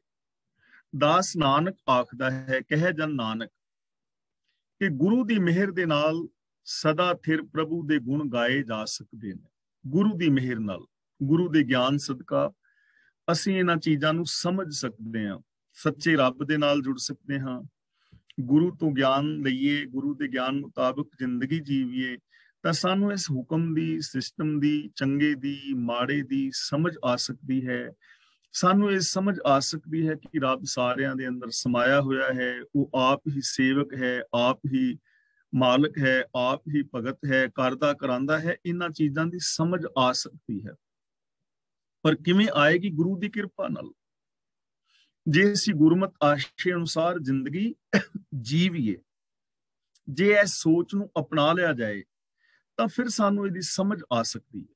ਫਿਰ ਅਸੀਂ ਆਪਣੀ ਤਜਰਬੇ ਦੇ ਵਿੱਚੋਂ ਕਹਿ ਸਕਦੇ ਹਾਂ, ਫਿਰ ਸਾਨੂੰ ਇਹਦੀ ਸੂਝ ਆ ਸਕਦੀ। ਸ਼ਲੋਕ ਮਹਿਲਾ ਤੀਜਾ। ਦਰਵੇਸ਼ੀ ਕੋ ਜਾਣਸੀ, ਵਿਰਲਾ ਕੋ ਦਰਵੇਸ਼। ਦਰਵੇਸ਼ ਦਾ ਮਤਲਬ ਫਕੀਰ, ਤੇ ਦਰਵੇਸ਼ੀ ਦਾ ਮਤਲਬ ਹੁੰਦਾ ਹੈ ਫਕੀਰੀ। ਤਾਂ ਦਰਵੇਸ਼ੀ ਕੋ ਜਾਣਸੀ, ਕੋ ਦਾ ਮਤਲਬ ਕੋਈ ਵਿਰਲਾ। ਦਰਵੇਸ਼ੀ ਦਾ ਮਤਲਬ ਕਿ ਫਕੀਰੀ ਦਾ ਜੋ ਆਦਰਸ਼ ਹੈ, ਉੱਚਾ ਆਦਰਸ਼, ਉਹਨੂੰ ਕੋਈ ਜਾਣਦਾ ਹੈ, ਉਸ ਆਦਰਸ਼ ਨੂੰ ਕੋਈ ਜਾਣਦਾ ਹੈ। ਵਿਰਲਾ ਕੋ ਦਰਵੇਸ਼, ਤੇ ਇਸ ਦੁਨੀਆ ਦੇ ਅੰਦਰ ਕੋਈ ਵਿਰਲਾ ਫਕੀਰ ਹੈ, ਵਿਰਲਾ ਹੈ ਜੋ ਇਸ ਆਦਰਸ਼ ਦੇ ਉੱਤੇ ਪਹੁੰਚਿਆ ਹੈ। ਯਾਨੀ ਜੋ ਦਰਵੇਸ਼ੀ ਹੈ, ਫਕੀਰੀ ਹੈ, ਉਹ ਇੱਕ ਆਦਰਸ਼ ਹੈ, ਉਹ ਇੱਕ ਗੋਲ ਹੈ, ਉਹ ਇੱਕ ਉੱਚਾ ਆਚਰਨ ਹੈ, ਉਹ ਇੱਕ ਉੱਚਾ ਆਦਰਸ਼ ਹੈ, ਤੇ ਉਸ ਆਦਰਸ਼ ਦੇ ਉੱਤੇ ਕੋਈ ਵਿਰਲਾ ਪਹੁੰਚਦਾ ਹੈ। ਜਿਵੇਂ ਇੱਕ ਓੰਕਾਰ ਤੋਂ ਲੈ ਕੇ ਗੁਰਪ੍ਰਸਾਦ ਤੱਕ ਮੂਲ ਮੰਤਰ, ਤਾਂ ਉਹ ਇੱਕ ਆਚਰਨ ਹੈ, ਤੇ ਸਾਡਾ ਉਹ ਆਦਰਸ਼ ਹੋਣਾ ਚਾਹੀਦਾ ਕਿ ਅਸੀਂ ਉਹੋ ਜਿਹਾ ਬਣਨਾ ਹੈ। ਤਾਂ ਜੋ ਫਕੀਰੀ ਹੈ, ਉਹ ਉਸ ਆਦਰਸ਼ ਨੂੰ ਪਾਣ ਦਾ ਨਾਮ ਹੈ, ਉਸ ਆਚਰਨ ਨੂੰ ਪਾਣ ਦਾ ਨਾਮ ਹੈ। ਉਹ ਇੱਕ ਆਦਰਸ਼, ਸਾਡਾ ਗੋਲ ਹੈ ਬੜਾ ਉੱਚਾ, ਇੱਕ ਬਹੁਤ ਵੱਡਾ ਆਦਰਸ਼ ਹੈ, ਪਰ ਉਸ ਨੂੰ ਕੋਈ ਵਿਰਲਾ ਜਾਣਦਾ ਹੈ, ਕੋਈ ਵਿਰਲਾ ਉਸ ਆਦਰਸ਼ ਦੇ ਉੱਤੇ ਪਹੁੰਚਦਾ ਹੈ। ਪਰ ਗੁਰੂ ਜੀ ਕਹਿੰਦੇ ਨੇ, ਜੇ ਘਰ ਘਰ ਹੰਢ ਹੈ ਮੰਗਦਾ, ਧਿਗ ਜੀਵਨ ਧਿਗ ਵੇਸ਼। ਧਿਗ ਦਾ ਮਤਲਬ ਤ੍ਰਿਗ, ਲਾਨਤ। ਹੰਢੇ ਦਾ ਮਤਲਬ ਫਿਰਦਾ ਹੈ। ਪਰ ਗੁਰੂ ਜੀ ਕਹਿੰਦੇ ਨੇ, ਜੇ ਫਕੀਰ ਹੋ ਕੇ ਤੇ ਘਰ ਘਰ ਦੇ ਵਿੱਚ ਮੰਗਦਾ ਫਿਰੇ, ਤਾਂ ਐਸੇ ਫਕੀਰ ਨੂੰ ਲਾਨਤ ਹੈ, ਉਹਦੇ ਜੀਵਨ ਨੂੰ, ਉਹਦੇ ਜਿਉਣ ਨੂੰ ਲਾਨਤ ਹੈ, ਔਰ ਉਹਦੇ ਵੇਸ਼ ਨੂੰ ਲਾਨਤ ਹੈ, ਜਿਹੜਾ ਉਹਨੇ ਵੇਸ਼ ਪਾਇਆ ਹੋਇਆ, ਜਿਹੜਾ ਉਹਨੇ ਪਹਿਨਾਵਾ ਪਹਿਨਿਆ ਹੋਇਆ ਹੈ, ਜਾਮਾ ਜਿਹੜਾ ਉਹਨੇ ਪਾਇਆ ਨਾ ਫਕੀਰੀ ਵਾਲਾ, ਉਹਦੇ ਜਾਮੇ ਨੂੰ ਵੀ ਲਾਨਤ, ਔਰ ਉਹਦੇ ਜੀਵਨ ਨੂੰ ਵੀ ਲਾਨਤ ਹੈ, ਜੇ ਘਰ ਘਰ ਦੇ ਅੰਦਰ ਉਹ ਮੰਗਦਾ ਫਿਰਦਾ ਹੈ। ਤਾਂ ਇੱਥੇ ਬਨਾਵਟੀ ਜੋ ਭੇਖੀ ਜੀਵਨ ਹੈ, ਉਹਨੂੰ ਇੱਥੇ ਲਾਨਤਾਂ ਪਾਈਆਂ ਜਾ ਰਹੀਆਂ ਨੇ। ਤੇ ਇਸ ਦੁਨੀਆ ਦੇ ਅੰਦਰ ਬਹੁਤੇ ਜੋ ਫਕੀਰ ਨੇ, ਬਹੁ ਗਿਣਤੀ, ਉਹਨਾਂ ਨੇ ਪਹਿਨਾਵਾ ਹੀ ਪਹਿਨਿਆ, ਉਹਨਾਂ ਦੀ ਜ਼ਿੰਦਗੀ ਐਸੀ ਹੀ ਹੈ। ਉਸ ਆਚਰਨ ਦੇ ਉੱਤੇ, ਉਸ ਆਦਰਸ਼ ਦੇ ਉੱਤੇ ਪਹੁੰਚੇ ਕਿੰਨੇ ਕੁ ਲੋਕ ਨੇ, ਜੋ ਇੱਕ ਓੰਕਾਰ ਤੋਂ ਲੈ ਕੇ ਗੁਰਪ੍ਰਸਾਦ ਤੱਕ ਜੋ ਗੁਣ ਨੇ, ਜੋ ਉਹਨਾਂ ਗੁਣਾਂ ਨੂੰ ਇੰਪਲੀਮੈਂਟ ਕਰਦੇ ਹੋਣ, ਕਿੰਨੇ ਕੁ ਲੋਕ ਨੇ। ਜਦੋਂ ਅਸੀਂ ਦੇਖਾਂਗੇ ਤਾਂ ਮਿਲ ਜਾਣਗੇ, ਲੇਕਿਨ ਬਹੁਤ ਘੱਟ, ਵਿਰਲੇ ਕੋਟਨ ਮੈਂ ਨਾਨਕ ਹੂੰ। ਤਾਂ ਗੁਰੂ ਜੀ ਕਹਿੰਦੇ ਨੇ, ਲਾਨਤ ਹੈ ਐਸੀ ਜ਼ਿੰਦਗੀ ਨੂੰ। ਤਾਂ ਇਹਦਾ ਮਤਲਬ ਜੋ ਫਕੀਰੀ ਹੈ ਉਹ ਵਿਖਾਵਾ ਨਹੀਂ ਹੈ, ਫਕੀਰੀ ਕਿਸੇ ਪਹਿਨਾਵੇ ਦਾ ਨਾਮ ਨਹੀਂ ਹੈ। ਫਕੀਰੀ ਤਾਂ ਇੱਕ ਉੱਚਾ ਸੁੱਚਾ ਆਚਰਨ ਹੈ, ਉੱਚਾ ਸੁੱਚਾ ਆਦਰਸ਼ ਹੈ। ਆਮ ਕਰਕੇ ਅਸੀਂ ਫਕੀਰ ਕਿਹਨੂੰ ਕਹਿ ਦਿੰਦੇ ਆ? ਜਿਹੜਾ ਬੰਦਾ ਘਰ ਘਾਟ ਨੂੰ ਤਿਆਗ ਗਿਆ ਹੈ, ਉਹਨੇ ਘਰ ਛੱਡ ਦਿੱਤਾ, ਕਿਰਤ ਛੱਡ ਦਿੱਤੀ, ਤੇ ਇੱਕ ਬਾਣਾ ਜਿਹਾ ਪਾ ਲਿਆ ਕਿਸੇ ਵੀ ਕਿਸਮ ਦਾ, ਤੇ ਮੰਗ ਕੇ ਖਾ ਲਿਆ ਵੀ ਜੋ ਮਿਲ ਗਿਆ ਉਹ ਮੈਂ ਖਾ ਰਿਹਾ ਵਾਂ, ਉਹ ਮੈਂ ਪਾ ਰਿਹਾ ਵਾਂ, ਉਹਨੂੰ ਅਸੀਂ ਫਕੀਰ ਕਹਿ ਦਿੰਦੇ ਆ। ਤੇ ਉਹ ਵੀ ਆਪਣੇ ਆਪ ਨੂੰ ਫਕੀਰ ਕਹਿ ਦਿੰਦਾ ਹੈ ਕਿ ਫਕੀਰਾਂ ਨੂੰ ਕੀ ਹੈ ਜੀ। ਉਹ ਬੀਬੀ ਕੋਈ ਮੰਗਣ ਗਿਆ ਸੀ ਤੇ ਫਕੀਰ, ਤੇ ਉਹ ਮੰਗਦਾ ਫਿਰਦਾ ਸੀ, ਕਹਿਣ ਲੱਗਾ, ਬੀਬੀ ਚਾਹ ਪੀਣੀ ਹੈ ਤੇ ਕਹਿਣ ਲੱਗਾ ਬੀਬੀ ਕਹਿੰਦੀ ਬਾਬਾ ਜੀ ਦੁੱਧ ਲੈ ਆਓ। ਕਹਿੰਦੇ ਬਾਬਾ ਜੀ ਦੁੱਧ, ਉਹ ਕਹਿੰਦੇ ਦੁੱਧ ਲੈ ਆਓ ਤੇ ਦੁੱਧ ਦੇ ਵਿੱਚ ਪੈ ਗਈ ਮਲਾਈ, ਡਿੱਗ ਪਈ। ਕਹਿਣ ਲੱਗੀ ਦੁੱਧ ਚ ਮਲਾਈ ਡਿੱਗ ਪਈ। ਕਹਿਣ ਲੱਗਾ ਬੀਬੀ ਆਉਣ ਦਿਸਣੇ ਮਲਾਈ, ਸਾਧਾਂ ਨੂੰ ਕੀ ਸਵਾਦਾਂ ਨਾਲ। ਉਹਨੇ ਇੰਨੀ ਸਾਰੀ ਤੂੜੀ ਪਾ ਦਿੱਤੀ ਉੱਤੇ। ਕਹਿਣ ਲੱਗੀ ਬਾਬਾ ਜੀ ਤੂੜੀ ਵੀ। ਕਹਿਣ ਲੱਗਾ ਬੀਬੀ ਆ ਤੂੜੀ, ਕਹਿੰਦੀ ਸਾਧਾਂ ਨੂੰ ਕੀ ਸਵਾਦਾਂ ਨਾਲ, ਤੂੜੀ ਵੀ ਖਿੱਚ ਜਾ। ਤੂੜੀ ਨਹੀਂ ਨਾ ਲੰਘਦੀ, ਮਲਾਈ ਲੰਘ ਜਾਂਦੀ। ਤਾਂ ਇਹੋ ਜਿਹੇ ਫਕੀਰ ਨਹੀਂ ਹਨ, ਇਹੋ ਜਿਹੀ ਕੋਈ ਬਨਾਵਟ ਨਹੀਂ। ਤਾਂ ਗੁਰੂ ਜੀ ਹੁਣ ਸਾਨੂੰ ਸਮਝਾ ਰਹੇ ਨੇ ਕਿ ਫਕੀਰ ਅਸਲ ਚ ਕੀ ਹੈ। ਜੇ ਆਸਾ ਅੰਦੇਸ਼ਾ ਤਜ ਰਹਿ, ਗੁਰਮੁਖ ਭਿਖਿਆ ਨਾ ਹੋ। ਗੁਰਮੁਖ ਦਾ ਮਤਲਬ ਗੁਰੂ ਦੇ ਦੱਸੇ ਰਾਹਾਂ ਤੇ ਤੁਰਨਾ। ਆਸਾ ਦਾ ਮਤਲਬ ਆਸ ਚੋਂ ਮਨ ਦੇ ਮਾੜੇ ਫੁਰਨੇ ਨੇ। ਅੰਦੇਸ਼ਾ ਦਾ ਮਤਲਬ ਚਿੰਤਾ। ਜੇ ਮਨ ਦੇ ਮਾੜੇ ਫੁਰਨਿਆਂ ਨੂੰ ਔਰ ਚਿੰਤਾਵਾਂ ਨੂੰ ਛੱਡ ਦੇਵੇ ਤੇ ਘਰ ਘਰ ਮੰਗਣ ਦੀ ਜਗ੍ਹਾ ਤੇ ਗੁਰਮੁਖ ਭਿਖਿਆ ਨਾਉ, ਸਤਿਗੁਰ ਦੇ ਸਨਮੁਖ ਰਹਿ ਕੇ ਨਾਮ ਮੰਗੇ, ਭਾਵ ਕਿ ਰੱਬੀ ਹੁਕਮ ਦੇ ਅੰਦਰ ਤੁਰਨ ਦੀ ਹਿੰਮਤ ਮੰਗੇ, ਉਹਨੂੰ ਫਕੀਰ ਕਿਹਾ ਜਾ ਸਕਦਾ ਹੈ। ਤੇ ਉਹਨੂੰ ਕੋਈ ਬਾਣਾ ਪਾਉਣ ਦੀ ਲੋੜ ਨਹੀਂ। ਉਹ ਕੋਈ ਪੈਂਟ ਸ਼ਰਟ ਵਾਲਾ ਵੀ ਹੋ ਸਕਦਾ ਹੈ, ਕੋਈ ਔਰਤ ਵੀ ਹੋ ਸਕਦੀ ਹੈ, ਬੰਦਾ ਵੀ, ਬੱਚੀ ਵੀ, ਬੱਚਾ ਵੀ, ਕੋਈ ਵੀ ਹੋ ਸਕਦਾ ਹੈ ਜੋ ਮਨ ਦੇ ਮਾੜੇ ਫੁਰਨਿਆਂ ਨੂੰ ਤਿਆਗੇ ਔਰ ਚਿੰਤਾਵਾਂ ਨੂੰ ਤਿਆਗੇ ਔਰ ਗੁਰੂ ਦੇ ਚਰਨਾਂ ਦੇ ਵਿੱਚ ਖਲੋ ਕੇ ਮੰਗ ਮੰਗੇ ਕਿ ਪਾਤਸ਼ਾਹ ਰਹਿਮਤ ਕਰੋ, ਮੈਨੂੰ ਹੁਕਮ ਦੀ ਦਾਤ ਬਖਸ਼ੋ, ਰੱਬੀ ਗੁਣਾਂ ਦੀ ਦਾਤ ਬਖਸ਼ੋ। ਘਰ ਘਰ ਦੇ ਵਿੱਚ ਮੰਗਦਾ ਨਾ ਫਿਰ ਕਿਰਤ ਕਰੇ, ਗੁਣਾਂ ਦੀ ਦਾਤ ਮੰਗੇ, ਗੁਰਮੁਖਤਾ ਵਾਲਾ ਜੀਵਨ ਮੰਗੇ, ਚਿੰਤਾਵਾਂ ਨੂੰ ਤਿਆਗੇ ਔਰ ਮਾੜੇ ਫੁਰਨਿਆਂ ਨੂੰ ਤਿਆਗੇ। ਗੁਰੂ ਜੀ ਕਹਿੰਦੇ ਨੇ ਜੇ ਕੋਈ ਐਸਾ ਫਕੀਰ ਹੈ ਕਿਹੜਾ, ਜੋ ਗੁਰੂ ਦੇ ਦੱਸੇ ਰਾਹਾਂ ਤੇ ਤੁਰਦਾ ਹੈ, ਜਿਸਨੇ ਗੁਰੂ ਦੇ ਦਿੱਤੇ ਵੇ ਆਫ ਲਾਈਫ ਨੂੰ ਅਪਣਾ ਲਿਆ, ਜਿਨਨੇ ਆਪਣੇ ਮਨ ਦੇ ਸਾਰੇ ਨੈਗੇਟਿਵ ਮਾੜੇ ਫੁਰਨਿਆਂ ਨੂੰ ਖਤਮ ਕਰ ਦਿੱਤਾ ਹੈ ਔਰ ਜਿਨਨੇ ਚਿੰਤਾਵਾਂ ਦਾ ਤਿਆਗ ਕਰ ਦਿੱਤਾ ਹੈ, ਤਿਸ ਕੇ ਚਰਨ ਪਖਾਲੀਆਂ ਹੈ। ਪਖਾਲੀਆਂ ਦਾ ਮਤਲਬ ਧੋਈਏ। ਨਾਨਕ ਹੋਂ ਬਲਿਹਾਰੇ ਜਾਉਂ। ਤਾਂ ਗੁਰੂ ਜੀ ਕਹਿੰਦੇ ਨੇ ਹੇ ਨਾਨਕ ਮੈਂ ਉਹਦੇ ਤੋਂ ਸਦਕੇ ਜਾਂਦਾ ਹਾਂ। ਤੇ ਐਸੇ ਫਕੀਰ ਦੇ ਚਰਨ ਧੋਣੇ ਚਾਹੀਦੇ ਨੇ, ਐਸੇ ਬੰਦੇ ਦੇ ਚਰਨ ਧੋਣੇ ਚਾਹੀਦੇ ਨੇ। ਚਰਨ ਧੋਣ ਦਾ ਮਤਲਬ ਕਿ ਉਹਦਾ ਸਤਿਕਾਰ ਕਰਨਾ ਚਾਹੀਦਾ।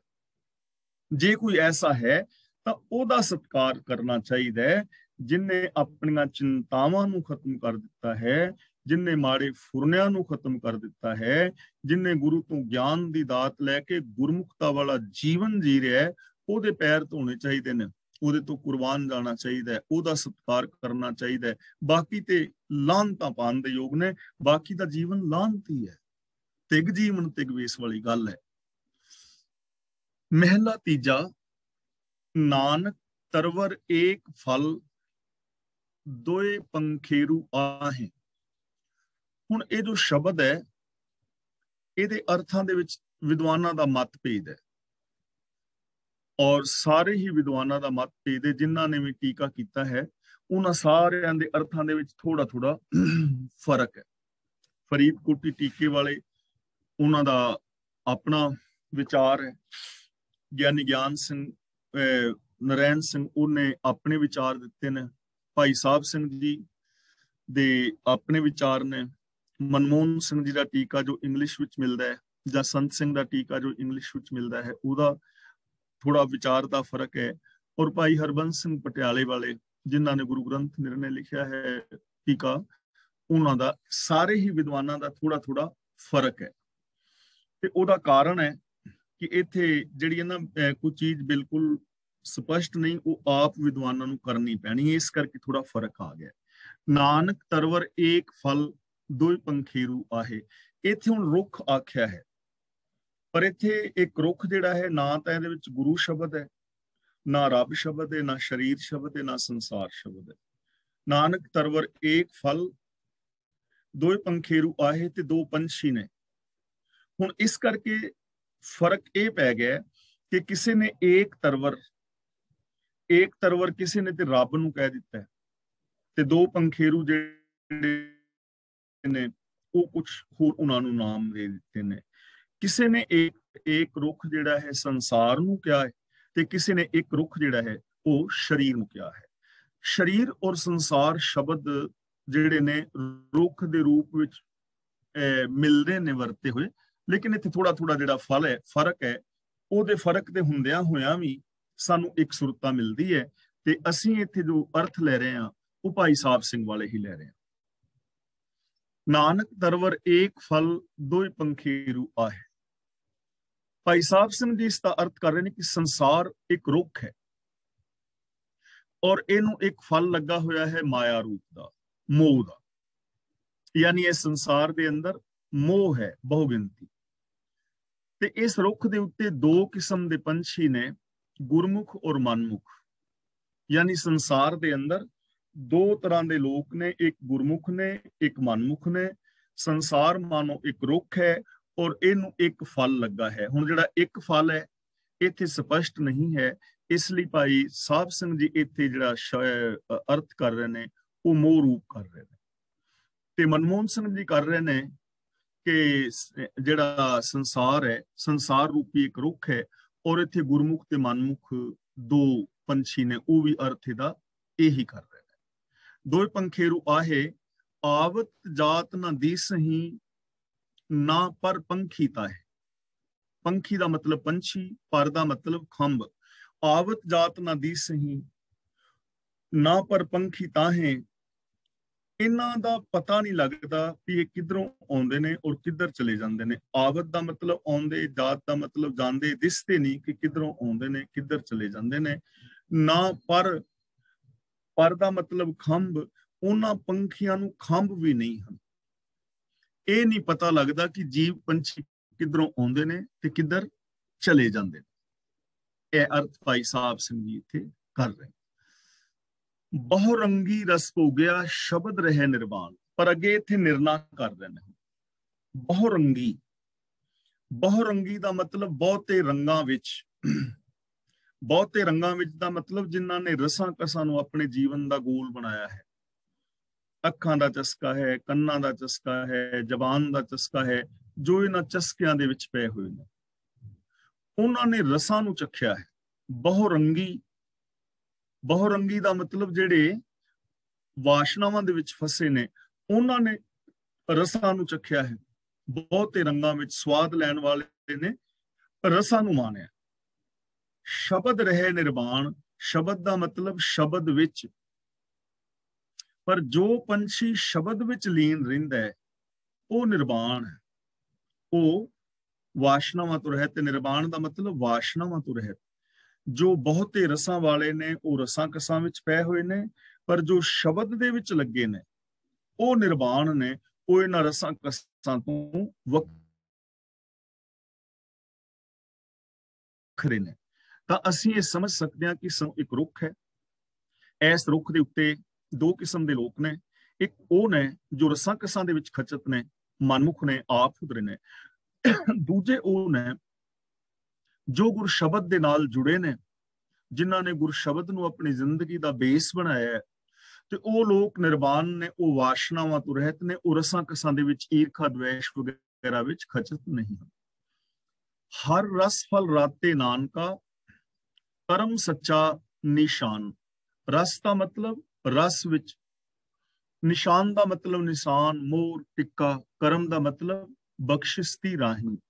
ਤਾਂ ਗੁਰੂ ਜੀ ਕਹਿੰਦੇ ਨੇ, ਹੇ ਨਾਨਕ, ਹਰੀ ਦੀ ਕਿਰਪਾ ਨਾਲ ਜਿਨ੍ਹਾਂ ਦੇ ਮੱਥੇ ਤੇ ਸੱਚਾ ਟਿੱਕਾ ਲੱਗਦਾ ਹੈ, ਉਹ ਨਾਮ ਦੇ ਰਸ ਰੂਪ ਫਲ ਵਿੱਚ ਮਸਤ ਰਹਿੰਦੇ ਨੇ। ਟਿੱਕਾ ਲੱਗਣ ਦਾ ਮਤਲਬ ਇਹ ਨਹੀਂ ਕਿ ਇਸ ਤਰ੍ਹਾਂ ਟਿੱਕਾ ਲੱਗ ਜਾਂਦਾ ਹੈ।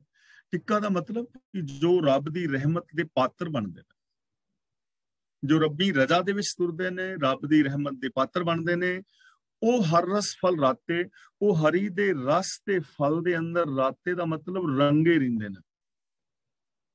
ਭਾਵ ਕਿ ਉਹ ਰੱਬੀ ਗੁਣਾਂ ਦੇ ਰਸ ਨੂੰ ਮਾਣਦੇ ਨੇ, ਉਹ ਰੱਬੀ ਗੁਣਾਂ ਦੇ ਰਸ ਦੇ ਅੰਦਰ ਮਸਤ ਰਹਿੰਦੇ ਨੇ, ਜੋ ਰੱਬੀ ਰਜ਼ਾ ਦੇ ਪਾਤਰ ਨੇ। ਸੱਚ, ਸੰਤੋਖ, ਦਇਆ, ਧਰਮ, ਨਿਰਭੈਤਾ, ਨਿਰਵੈਰਤਾ, ਉਹ ਇਹਨਾਂ ਦੇ ਰਸ ਨੂੰ ਮਾਣਦੇ ਨੇ। ਇਹਨਾਂ ਗੁਣਾਂ ਦੇ ਧਾਰਨੀ ਹੋ ਕੇ ਐਸੇ ਜੀਵਨ ਦੀਆਂ ਖੁਸ਼ੀਆਂ ਉਹ ਮਾਣਦੇ ਨੇ ਜੋ ਰੱਬੀ ਰਜ਼ਾ ਦੇ ਪਾਤਰ ਨੇ। ਤਾਂ ਇਸ ਸੰਸਾਰ ਦੇ ਅੰਦਰ ਦੋ ਕਿਸਮ ਦੇ ਜੀਵ ਹੋ ਗਏ, ਇੱਕ ਮਨਮੁਖ ਔਰ ਇੱਕ ਗੁਰਮੁਖ। ਜੋ ਮਨਮੁਖ ਨੇ ਉਹ ਵਿਕਾਰਾਂ ਦੇ ਅੰਦਰ ਖਚਤ ਰਹਿੰਦੇ ਨੇ, ਪਰ ਗੁਰੂ ਦੇ ਦੱਸੇ ਰਾਹਾਂ ਤੇ ਤੁਰਨ ਵਾਲੇ ਰੱਬੀ ਗੁਣਾਂ ਦਾ ਆਨੰਦ ਮਾਣਦੇ ਆਪਣੇ ਜੀਵਨ ਨੂੰ ਸਫਲ ਕਰਦੇ ਨੇ।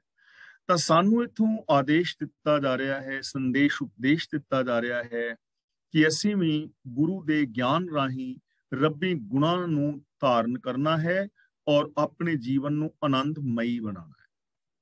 ਪੌੜੀ। ਆਪੇ ਧਰਤੀ ਆਪੇ ਹੈ ਰਾਹਕ, ਆਪ ਜਮਾਏ ਪੀਸਾਵੇ। ਰਾਹਕ ਦਾ ਮਤਲਬ ਹੁੰਦਾ ਹੈ ਵਾਹੀ ਕਰਨ ਵਾਲਾ, ਕਿਸਾਨ। ਜਮਾਏ ਦਾ ਮਤਲਬ ਪੈਦਾ ਕਰਦਾ ਹੈ। ਪੀਸਾਵੇ ਦਾ ਮਤਲਬ ਚੱਕੀ ਦੇ ਵਿੱਚ ਭਿਆਂਦਾ ਹੈ।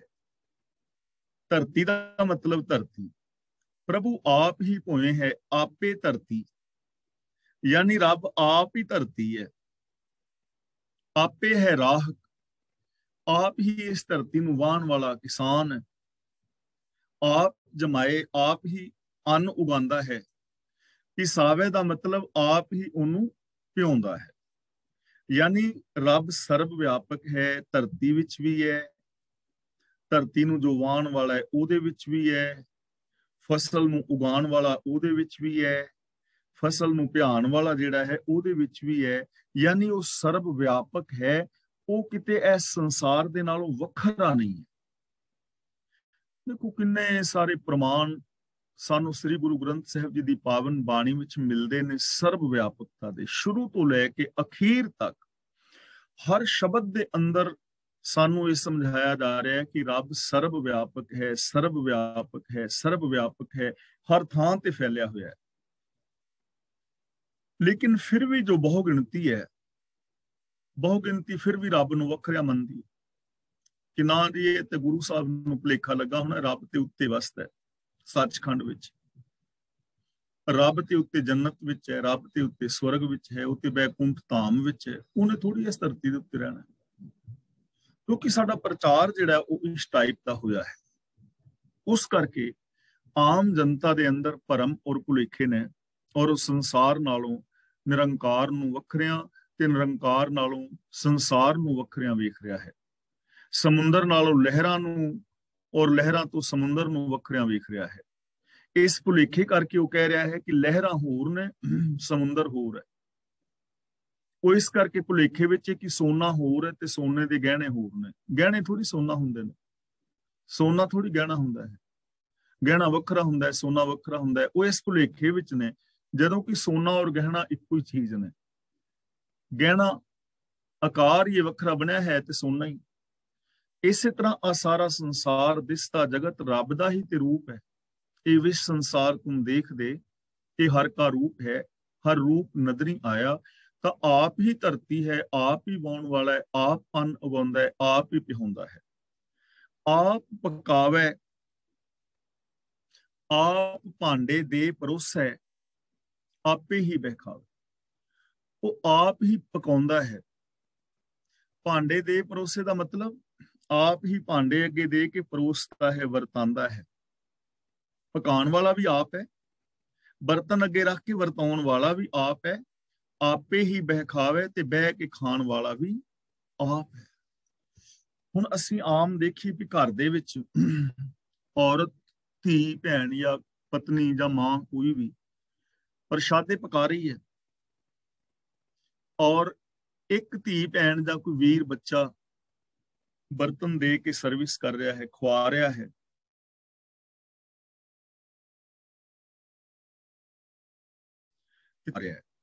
ਤੇ ਜੇ ਤਾਂ ਦੇਖੋ ਕੰਮ ਉਹ ਕਰਨਾ, ਲੇਕਿਨ ਸਾਰਾ ਕੁਝ ਬਦਲ ਜਾਏਗਾ ਜੇ ਤੇ ਖਾਣ ਵਾਲੇ ਵਰਤਾਨ ਵਾਲਿਆਂ ਨੂੰ ਪਤਾ ਹੋਵੇ ਨਾ ਕਿ ਪਕਾਉਣ ਵਾਲੇ ਵਿੱਚ ਰੱਬ ਹੈ, ਤਾਂ ਉਹਨੂੰ ਕਿੰਨਾ ਮਾਣ, ਆਦਰ ਤੇ ਸਤਿਕਾਰ ਦੇਣਗੇ। ਜੇ ਸਬਜ਼ੀ ਭਾਜੀ ਵਿੱਚ ਲੂਣ ਮਿਰਚ ਘੱਟ ਵੀ ਹੋਏਗਾ ਨਾ, ਤੇ ਬੜੇ ਸਤਿਕਾਰ ਦੇ ਨਾਲ ਕਹਿਣਗੇ ਕਿ ਅੱਜ ਨਮਕ ਥੋੜਾ ਜ਼ਿਆਦਾ ਹੋ ਗਿਆ ਜਾਂ ਘੱਟ।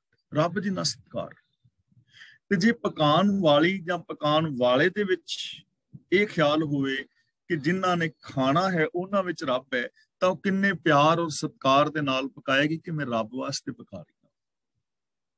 ਤੇ ਜਿਹੜਾ ਵਰਤਾ ਰਿਹਾ ਹੈ ਉਹਨੂੰ ਕਿੰਨੇ ਪਿਆਰ ਦੇ ਨਾਲ ਕਹੇਗੀ ਜਾਂ ਕਹੇਗਾ ਕਿ ਬੇਟਾ ਜਾਂ ਵੀਰੇ ਆ ਲੈ ਚੀਜ਼ ਬਣ ਗਈ ਹੈ, ਆ ਤੂੰ ਦੇ ਆ। ਕਿੰਨਾ ਪਿਆਰ ਮੁਹੱਬਤ, ਸਾਰਾ ਕੁਝ ਬਦਲ ਜਾਏਗਾ ਨਾ ਜੇ ਇਸ ਪੰਕਤੀ ਨੂੰ ਹੀ ਅਸੀਂ ਆਪਣੇ ਪਰਿਵਾਰ ਵਿੱਚ ਅਮਲ ਵਿੱਚ ਲੈ ਆਈਏ।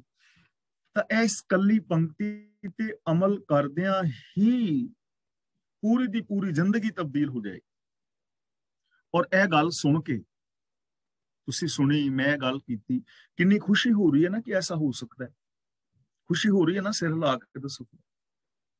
हाली गल कीती है, गल सुनी है, इन्नी खुशी हो रही है, ते जे इहनूं अमल विच लियावीए, इंप्लीमेंट करिए, ਤਾਂ ਕਿੰਨੀ ਖੁਸ਼ੀ ਹੋਏਗੀ, ਕਿੰਨੀ ਵੱਡੀ ਤਬਦੀਲੀ ਜ਼ਿੰਦਗੀ ਚ ਆ ਜਾਏਗੀ, ਉਹਦਾ ਕੋਈ ਅੰਤ ਹੀ ਨਹੀਂ ਹੈ। ਪਰ ਚੱਕਰ ਇਹ ਹੈ ਕਿ ਆਮ ਬੰਦਾ ਗੱਲਾਂ ਦੇ ਪਰੌਂਠੇ ਬਣਾਉਣਾ ਚਾਹੁੰਦਾ ਹੈ, ਗੱਲਾਂ ਦਾ ਕੜਾਹ, ਹਵਾਈ ਕਿਲੇ। ਇਸ ਲਈ ਇਹਨਾਂ ਚੀਜ਼ਾਂ ਨੂੰ ਸਮਝ ਕੇ ਅਮਲ ਵਿੱਚ ਲਿਆਉਣ ਦੀ ਜ਼ਰੂਰਤ। ਆਪੇ ਜਲ ਆਪੇ ਦੇ ਛਿੰਗਾ, ਆਪੇ ਚੁਲੀ ਭਰਾਵੇ।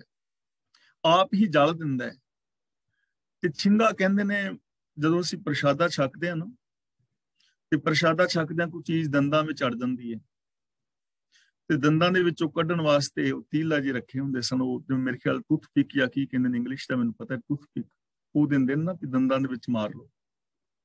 ਆਪ ਹੀ ਛਿੰਗਾ ਦਿੰਦਾ, ਦੰਦਾਂ ਵਿੱਚ ਫਸਿਆ ਹੋਇਆ ਕੱਢਣ ਵਾਸਤੇ ਜਿਹੜੀ ਸੂਈ ਜੀ ਹੁੰਦੀ ਹੈ ਉਹ। ਆਪੇ ਚੁਲੀ ਭਰਾਵੇ, ਤੇ ਆਪ ਹੀ ਚੁਲੀ ਪਿਆ ਲਓ, ਹੱਥ ਧੋ ਲਓ, ਚੁਲੀ ਕਰ ਲਓ।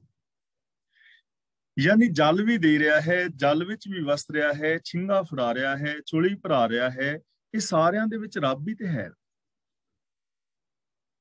ते जे किते ये विचार साडी बन जाए, साडे अंदर ये भावना आ जान, ते तुसी घर दी बजाए अज किते रेस्टोरेंट विच रोटी खाण वास्ते चले जाओ। अज तुसी घर नहीं, चलो यार बाहर चलने रेस्टोरेंट में, फिर तुहानूं ये होवे कि जिहड़ा बर्तन लिया रहा है, मेज उत्ते कपड़े मार रहा है, छिंगा टूथपिक वगैरह दे रहा है, इन्हां दे विच रब वसदा है, तां फिर तुहाडी उन्हां दे नाल वर्ताव कैसा होएगा? ओए छोटू, ओए बैरे, एवें वदा नहीं ना मारोगे, किन्ना सत्कार दोगे। ते जे उन्हां नूं भी पता होवे कि खाण वाले बैठे ने, तां किन्ना जीवन बदल जाएगा ना, सोच बदल जाएगी।